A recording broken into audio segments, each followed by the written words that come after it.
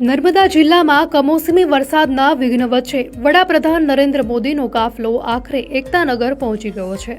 ભારે વરસાદના કારણે હેલિકોપ્ટરની મુસાફરી રદ થતાં પીએમ મોદીએ વડોદરા એરપોર્ટથી રોડ માર્ગે 90 કિલોમીટરનું અંતર કાપીને સાંજે લગભગ 6:45 એકતાનગર ખાતે પહોંચ્યા હતા।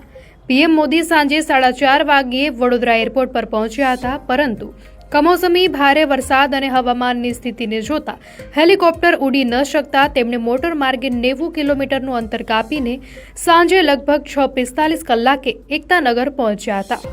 વડાપ્રધાનનો કાફલો ગોલ્ડન ચોકડી, કપુરાઈ ચોકડી, ડભોઈ થઈને એકતાનગર ખાતે પહોંચ્યો હતો।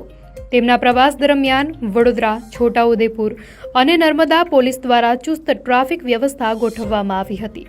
નોંધનીય છે કે 2017માં સરદાર સરોવર નર્મદા ડેમના લોકાર્પણ સમયે પણ ભારે વરસાદ પડ્યો હતો અને ત્યારે પણ પ્રધાનમંત્રી બાય રોડ આવ્યા હતા।